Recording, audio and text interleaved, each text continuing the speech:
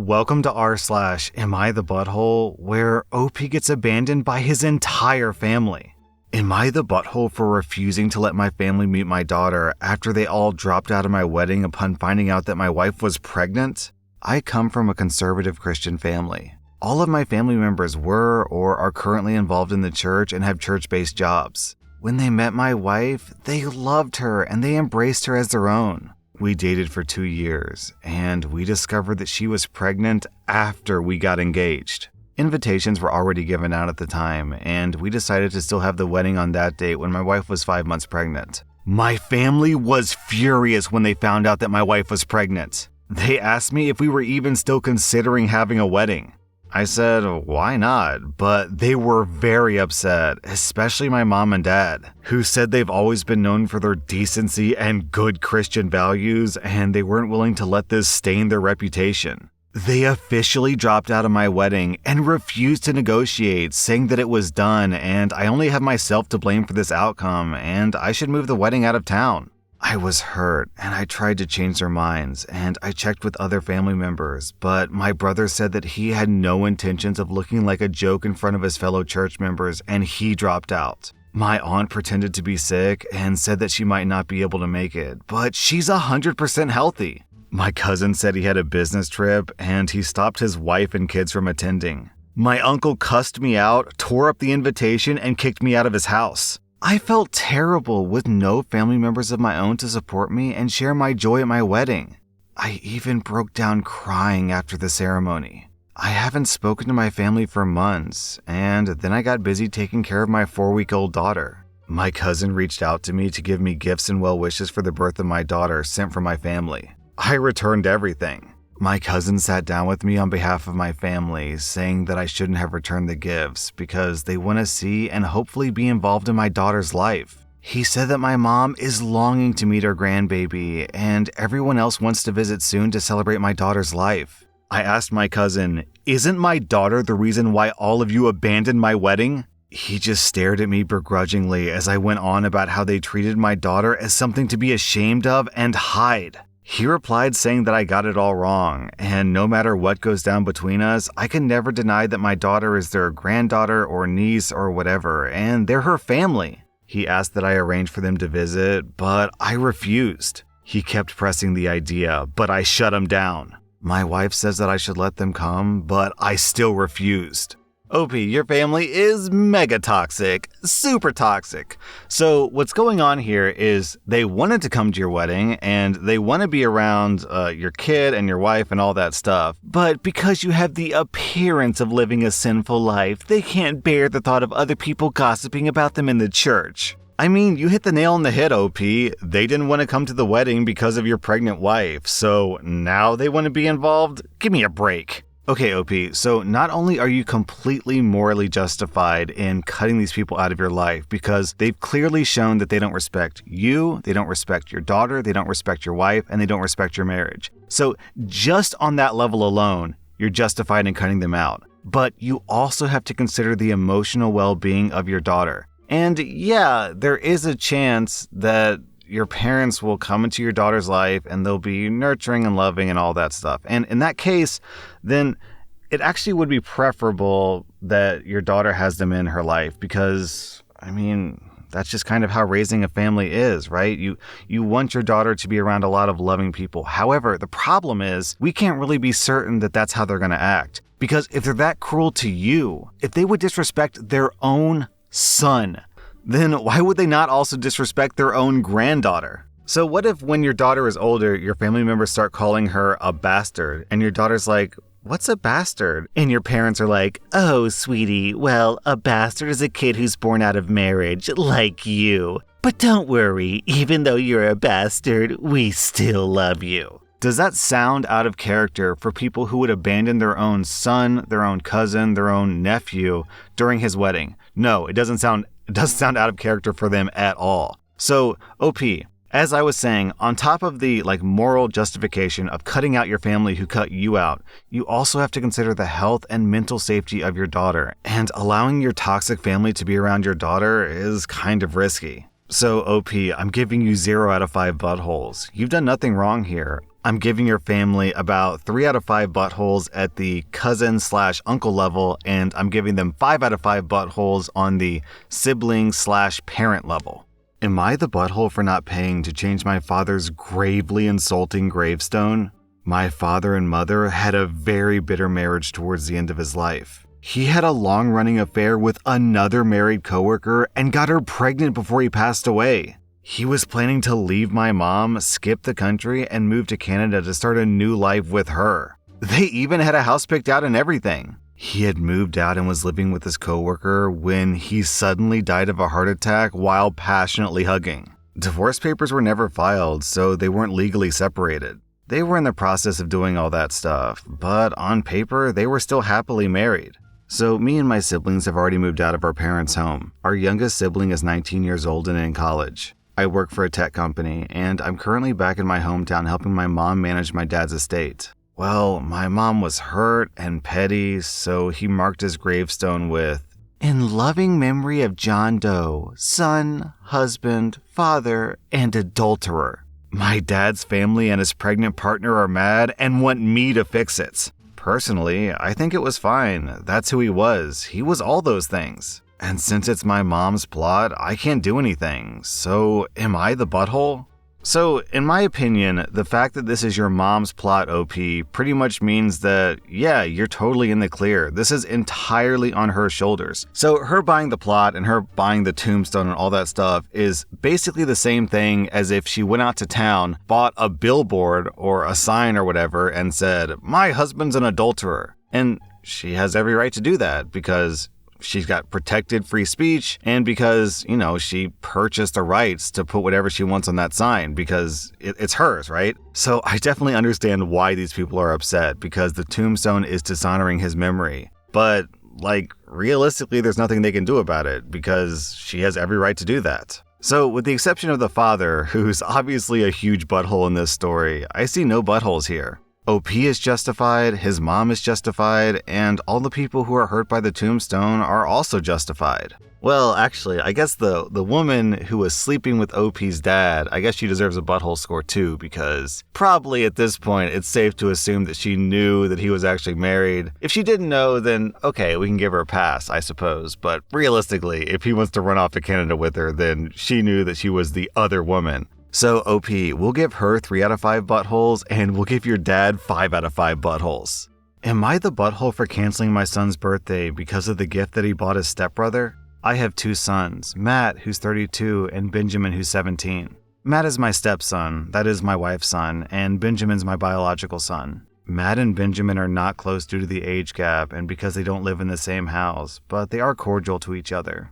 Matt's married, and he and his wife have infertility issues that they've been struggling with for years. Benjamin is known for his sense of humor, but I don't think he's funny. He keeps teasing Matt and his wife by saying things like, "I don't know what it's like to have a niece or nephew, and I probably never will." Or he'll say, "The age gap between me and y'all makes people assume that I'm y'all's son." These comments are hurtful to Matt, so I told Benjamin to tune it down, but to no avail. Last week we celebrated Matt's birthday at my house. Matt's like a happy kid when it comes to presents. He liked all the gifts that we got him, except for Benjamin's present. Benjamin handed his gift to Matt, and Matt said, "Thanks, I really appreciate the effort." Benjamin said he could open it, and Matt unwrapped the gift and revealed a red shirt with the words, "Best Dad Ever" on it. He and his wife just looked at each other. I felt terrible. I kept shaking my head as Benjamin laughed, telling him to try it on so everyone can see how it looks on him.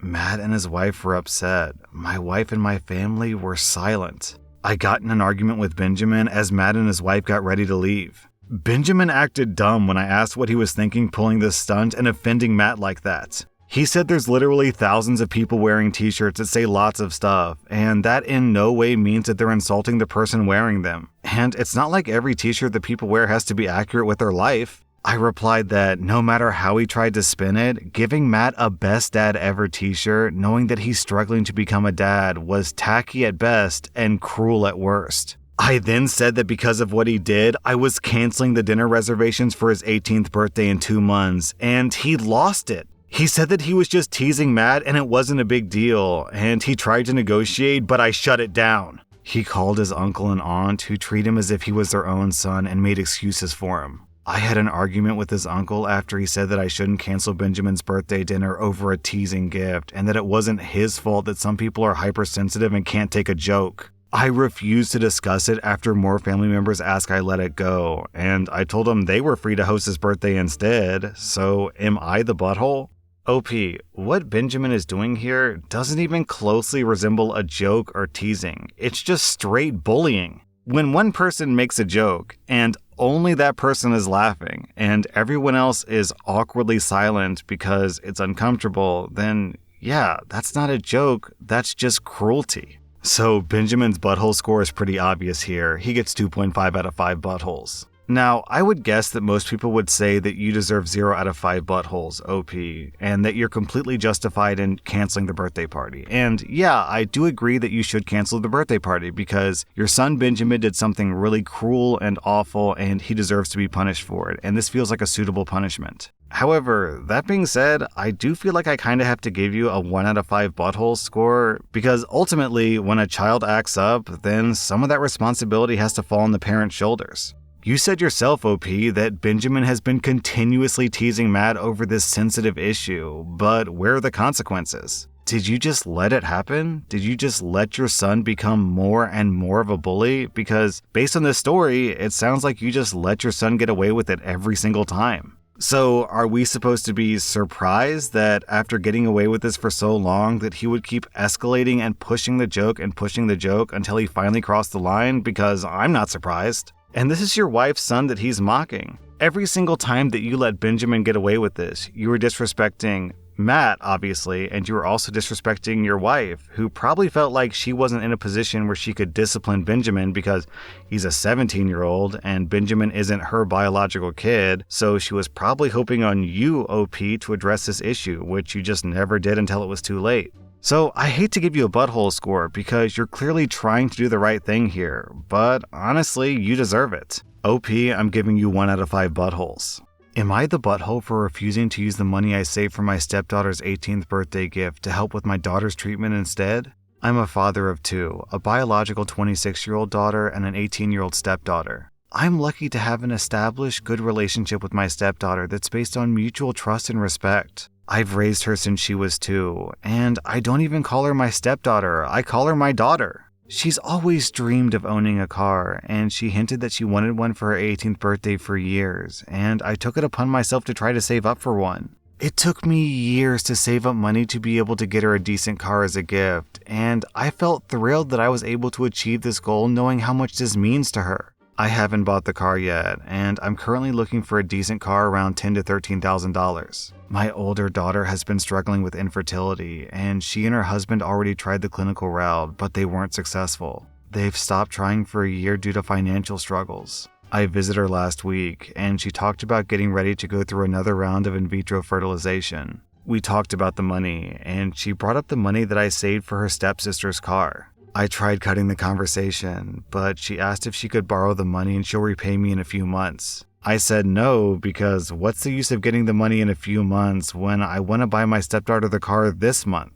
Her husband pointed out that his parents helped with the previous treatment cost, and now it's my turn since we're family. He said my stepdaughter can get a car anytime later, but logically the money should go towards a better cause. I declined, saying this is her last birthday with family before she moves away for college, and I don't want to disappoint her. My daughter said that she wasn't asking for a fancy new car, she just wants to become a mother. In all honesty, I said that even if I gave her money, there's no guarantee the treatment would work this time. Her husband said that I had my priorities messed up, because who in their right mind sees their child struggle with such a massive issue and then refuses to help, and prioritize a car over a potential grandbaby that every sane grandparent dreams of having. I asked, why isn't anyone else besides his parents helping? And my daughter said they already asked others for money, but they're struggling with debt with her medication. I said, even if the treatment pays off, then what? Did she really think that having a baby while struggling with debts was a good idea? She got quiet, and her husband asked that I leave. I left without further arguing. My sister had a fight with my wife and argued with me, saying that I got carried away in spoiling my stepdaughter to please her mom and neglected my blood daughter and made light of her struggles. My sister kept insisting that I do the right thing, but I was mad that my daughter told her. I was even more upset that my son-in-law wanted to talk to my stepdaughter about it and spoil the surprise. I'd like to add that I am not on good terms with my daughter's in-laws because of how they are in general, especially her mother-in-law. But I tried to stay civil until she started insulting my wife. My wife no longer wants to be around this woman, which is understandable, but we're getting a lot of heat from my son-in-law for how we're reacting. I'm seeing a number of people asking why my daughter and her husband need the money now since they're young and they can save up on their own. I'm not sure about the answer, but it seems to me that my daughter is getting pressured by her husband and his family, and adoption is off the table due to their mentality. My son-in-law is 33 years old, and he also has a medical condition to manage. Okay, so reading down through the comments, I think I actually have an opinion on this story that most people don't seem to have. I think that on this story, we literally don't have enough info. In my opinion, personally, what this really boils down to is how much money has OP spent on his biological daughter and how much money has he spent on his stepdaughter. Because I think that in a perfect world, he should try to keep those two numbers as even as possible, taking into consideration that the two daughters are at different phases of their lives, so the older daughter might have sort of situations that would require greater expenses than the younger daughter. So what I mean when I say that is when his first daughter was 18 and she wanted a car, then it would make sense to spend, $10K to buy her a car, but it wouldn't make sense to spend $10K on his younger daughter at that time because she would have been, like 8 or something. And why do you need to spend $10K on an 8-year-old? However, if you do buy a car for the older daughter, then it makes sense to buy a car for the younger daughter when she eventually gets old enough. So I would say that if OP has already spent 10 to 13K on his biological daughter, then it would be absolutely fair and reasonable and understandable for him to also spend 10 to 13K on his younger daughter for the car. However, his biological daughter and his son-in-law have said that he's spoiling his stepdaughter. And so if that means that he's spending thousands and thousands of dollars in excess of the amount that he spent on his biological daughter, then yeah, I do actually understand what they're saying, because it's kind of unfair that he would spend so much money on his stepdaughter, meanwhile his biological daughter is struggling. So I guess to sum up, I would say that if OP needs to spend the 10K on his stepdaughter to bring up his spending levels between his two kids to be roughly equal, then no, he's not the butthole. That's fair, that's even, that's treating both of his daughters equally, which is, very valuable as a parent. In that case, I would give OP 0 out of 5 buttholes. However, if he's spending excessively on his stepdaughters and he's not spending a lot on his biological daughter, then that means he's showing favoritism. And in that case, I would give OP 3 out of 5 buttholes. So in my opinion, OP, this isn't about a car or fertility or which daughter is your real daughter. It all boils down to your spending history. Who are you spending money on the most? And are you trying to treat your two daughters equally when it comes to finances? Because you definitely should be. Every time I publish one of my videos, I go down to read the comments, and inevitably people say, "Hey r/, I love your content. I like to listen when I, walk my dog or drive to work or do dishes or do homework."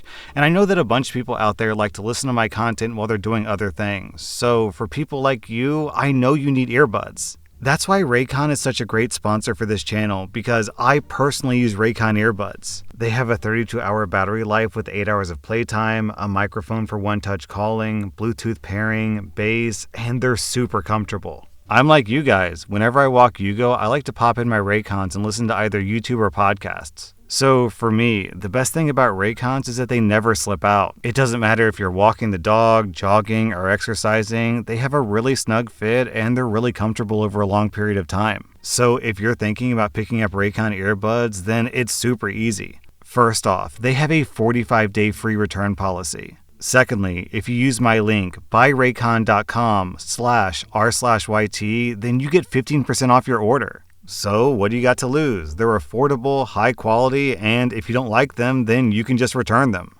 That was r/AmITheA Butthole, and if you like this content, check out my podcast where I publish the exact same episodes. Also, hit that subscribe button because I put out new Reddit videos every single day.